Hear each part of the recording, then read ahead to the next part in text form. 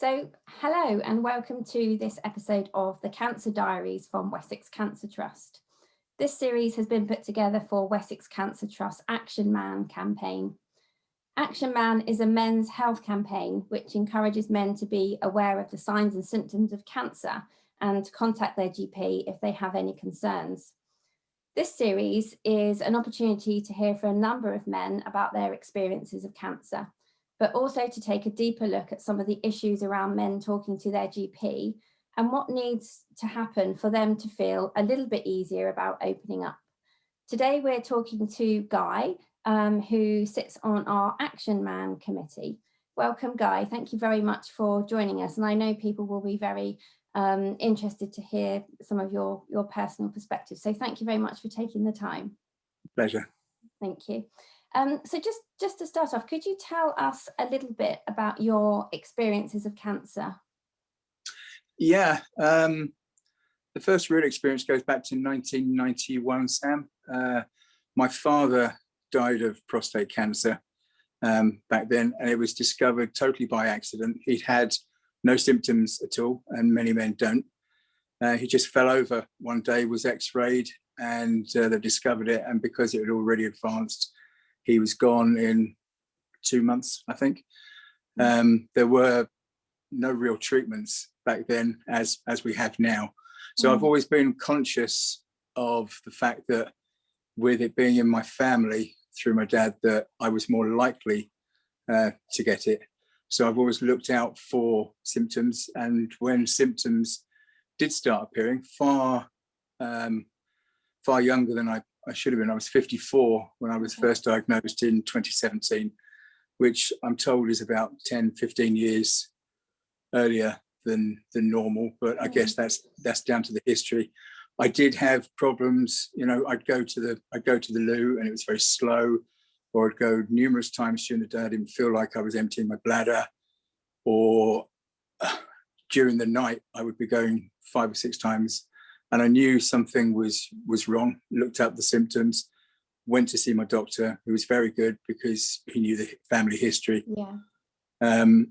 And sent me for a prostate examination, which is really not something that men should be embarrassed about. You know, we're talking a little moment of discomfort whilst they check the size of your prostate, but if that stops what's coming, then it's a real minor thing.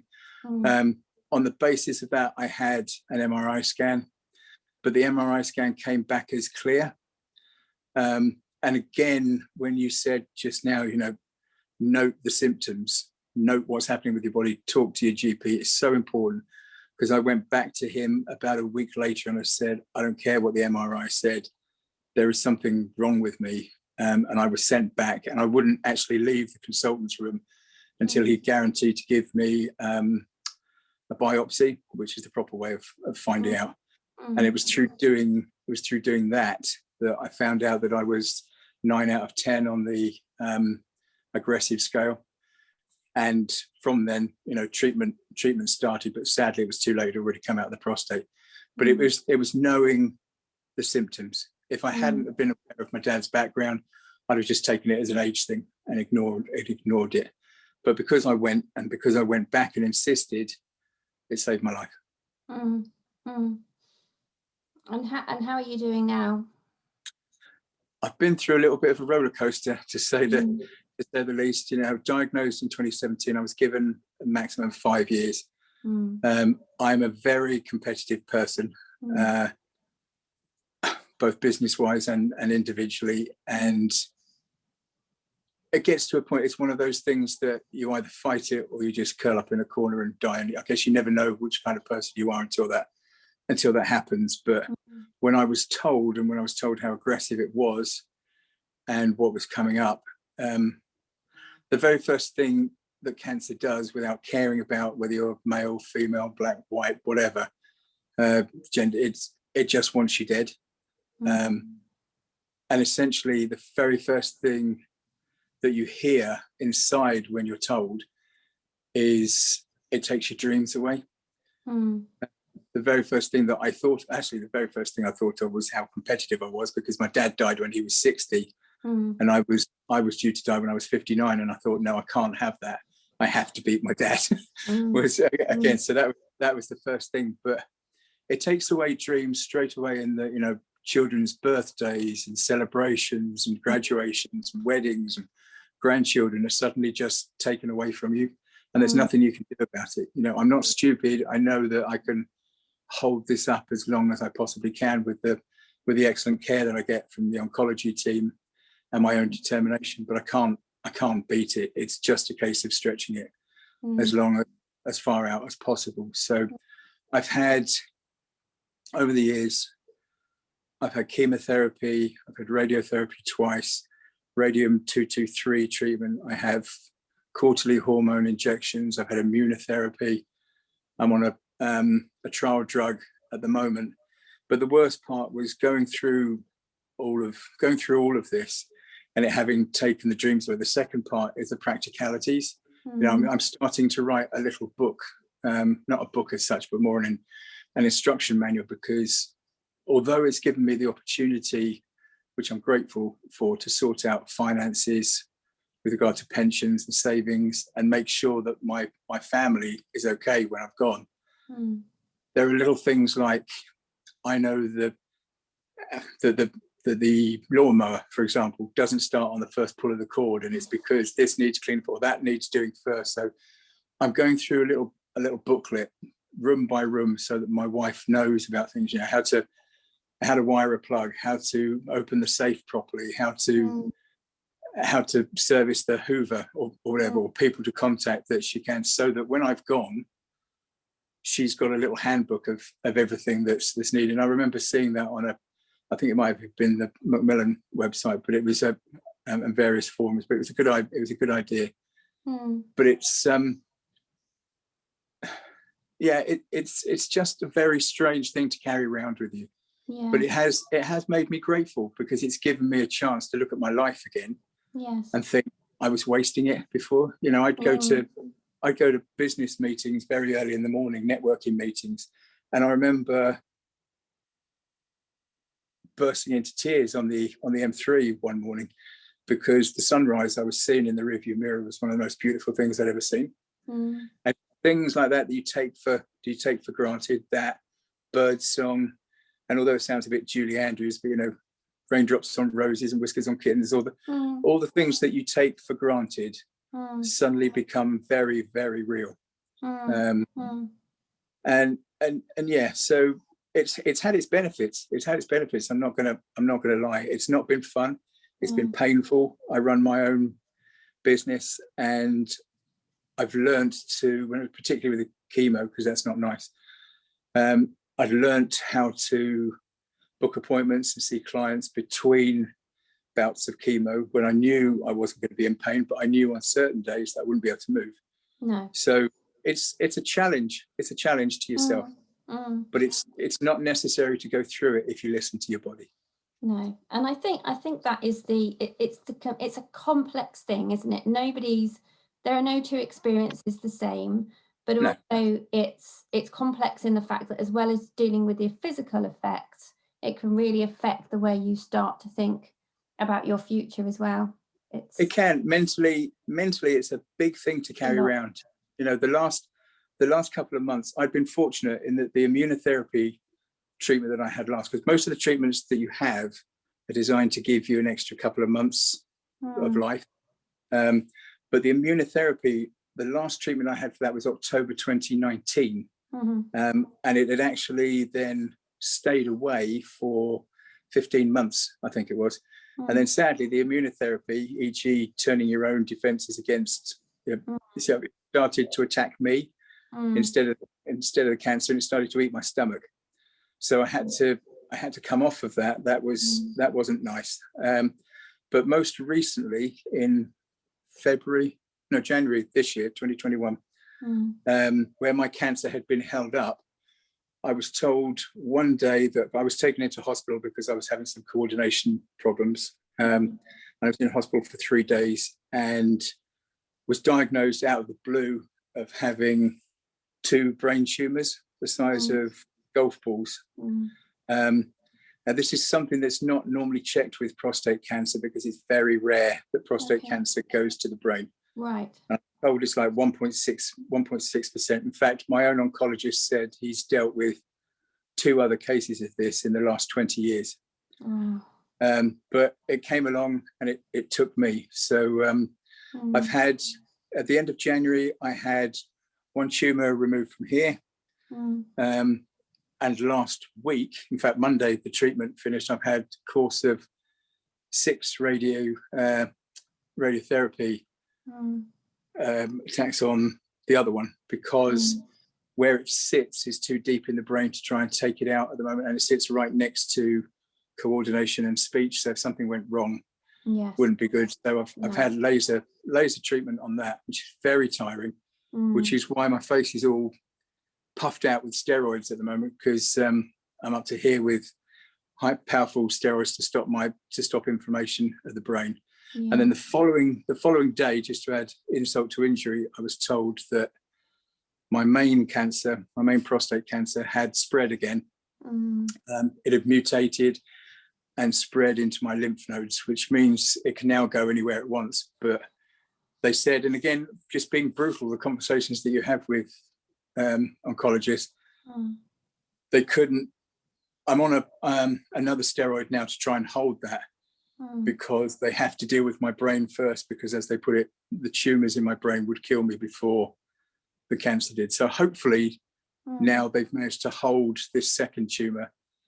And speaking with my oncologist yesterday, he's happy with how things are going, and said I've probably got another 1 to 2 years, which I'll take now. Yeah, that's positive. Yeah, it is, because in truth, you tend to read things that you probably shouldn't read, and if they couldn't have done anything with brain, I would have had a couple of months, and I didn't think I'd see Christmas. So no, I'm happy with that. I'll take that, and that's a positive. That's good. Yeah. Can you remember? I mean, you were mindful of symptoms and what your dad had gone through, but can you remember when you went to the doctor for the first time with symptoms, how you felt about going? Yeah, men aren't very good at going to the doctors, are they, Sam? It's we have a thing that it's not a masculine thing to do. We have a thing that it's embarrassing and it's wasting doctors' time, etc. On reflection of many men now, I hope that's not the case, because at first I thought, because I'd seen how quickly it killed my father, I was very aware of the symptoms, and I was very aware that I had to go. But yes, my wife still needed to push me. It was always one of those, I'll do it. Yeah. But you keep putting it off. But she was insistent, and this is where ladies can help during action. Yeah. So yeah, when I went, I was anxious, because I'd heard about the process and curling your legs up, and the doctor sticks his finger into your bottom just to check the size of the prostate and takes it from there. But we are talking about a minute, and yes, it's uncomfortable. It's not pleasant, but it had to be done, because I had to know what was wrong with me, because it was getting worse. So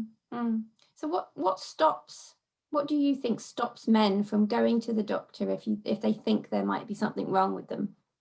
Being a man, because it's not a masculine thing to do. I'm all right, there's a load of bravado and all the rest of it, and men don't really talk to men about what's wrong with each other, which again is wrong. We're not like females in that we just prefer to get on with it, but the longer you leave it, the less chance there is of actually being able to deal with it.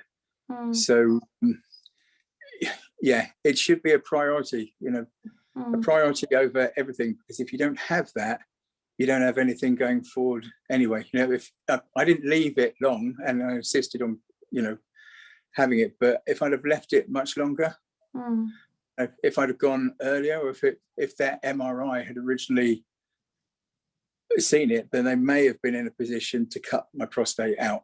But it wasn't. It was too late. Maybe the timing was 24 hours out. Who knows? But it could have been saved at that point. So it's just really important to put your bravado and your manliness to one side and just go and get yourself sorted. So what do you think needs to happen to help men open up more? Is it something inside of that particular man, or is it more about society and how men are expected to be the providers and the strong ones and masculine and whatever that means? Is it a wider thing? I think it's getting easier because there are more and more messages going out now, particularly about prostate cancer. Yeah. Particularly, again, what resonates with me is, through the Premiership football, most men like football because it's a man. But when you think that during a game of football, if a man dies of prostate cancer every 45 minutes, that's 2 men during a football match are going to drop dead, either because of ignorance or because of not doing something that they should have done. 2 men for every single football match is every 45 minutes a man drops dead of prostate cancer. Is a pretty heavy statistic. It's dark, isn't it? Yeah, and I don't think there's ever been figures like that put out into the news on a regular basis, that this is becoming a very, very fast cause of death within men that is preventable. So, but I mentioned earlier, I do think that ladies can play a particular role in this, in pushing their husbands. Have you done this yet? Have you done that? It's not nagging. No. It's trying to make people recognize that this is so important, because it just affects everything else that's coming. When you look at what's happened to me in the last 5 years, there are so many men that could avoid that if they just listened to their bodies, listened to their wives, and just picked up the phone, made an appointment, went along and saw. If it comes to nothing, it comes to nothing. But if you don't know, you don't.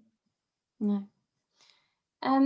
So just talking specifically about ActionMan, how do you think ActionMan, the campaign, could help to change things? It's just putting it front and center, and again, in a whole families, because I'm sure kids will pick up on it now. For me, the most difficult thing I've ever had to do is to sit down. At the time, my 2 daughters were 16 and 20.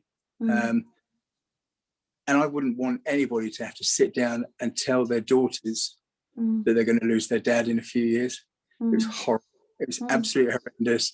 As a family occasion, it's right up there with not very good. Yeah. And there are tears and there are cuddles and everything else.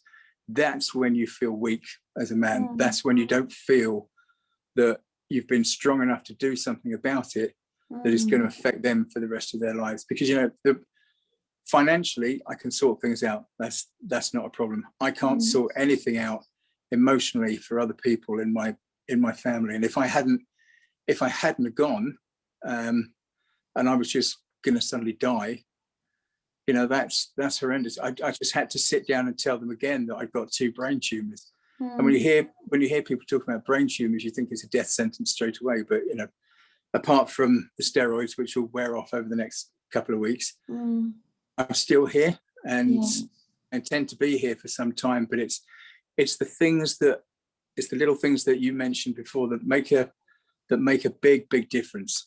Telling your family you're going to die is not something any man should go through. They should be listening. So putting this campaign front and center and being brutally honest about how it can affect you is something that I'm more than happy to talk about with or to anyone, because of the consequences. I could have had a little bit earlier, I could have had another 20 years in front of me. But I promised my youngest, she graduates. I've seen the eldest graduate, but my youngest girl, who's a veterinary college at the moment, she graduates a year after I'm supposed to be dead. And I told her that I would be there for her graduation, whether I'm in whatever state, I will be there. And that's what keeps me going. More than anything, that's what keeps me going. I made her a promise. I will keep that promise. So it feels like, doesn't it, that the thinking about being, the man in the family and the father and the protector are exactly the reasons why you should go to the doctor if you think there might be something wrong with you. They are exactly the reasons you should go. But also, by the same token, families aren't like that. anymore. You know, everybody's equal, everybody's looking after everybody else. Yeah. And men don't have to feel that responsibility. You know, they should feel themselves as part of the family and doing their bit as part of the family. And, you know, you don't need to think that it's wrong to go to the doctors. And I still think too many men do, which is why the campaign for Action Man, bringing it more to the fore, particularly on a local level, could be massive to saving lives. You know, I'm very fortunate. You know, I've spoken to you before. Yeah. I do a lot of open talking about this anyway, because of a lot of networking that I do. And over the years, I've had 3 men speak to me directly afterwards and say, look, this is happening to me, this is happening to me. I've told each of them to go and see their doctors. One of them turned out to be a urine infection, which is fine. The other 2 gentlemen, who are about 10 years older than me, both had early signs of prostate cancer. Both went to their doctors based on what we've spoken about. Both of their lives have been saved by having their prostate removed. So, well, exactly, from my point of view, if doing this with you now saves just one other person, it's been worthwhile, because it's just about a call to action for men, and that's what's needed. Yeah. So how can people get involved in Action Man if they want to? First and foremost, I'd send them to you. But it's really just a case of being aware of symptoms. It's a case of making other people aware of symptoms. It's a case of speaking with friends and seeing whether or not we are actually alone in feeling this, or do we just think, oh, we're getting old, we go to the loo a little bit longer, or it takes longer, or whatever. But until there's something in the head that clicks and says, I've really got to be careful here, because maybe I should be checking my history, see if my brother or my father had this, or anybody else in the family died, because the percentages of you then getting it go up quite a bit. But then there's always got to be a first person within a family that it affects, which is then going to affect sons or whatever going forward. So men have just got to come out of their shell and stop being so wrapped up in themselves, recognize that they're part of a family as a whole, and have a responsibility, not just to themselves, but the other people in that household, not to leave them in a situation that isn't necessary. Okay. Thank you, Guy. Thank you so much for talking to us. I know you've got an incredible amount going on at the moment, and we're so grateful for your time. Thank you. Thank you. Thank you. I hope you found this episode insightful. And don't forget, if you need any more information about the signs and symptoms of common male cancers, or you'd like any support or any more information, please head to www.actionman.wessexcancer.org.uk.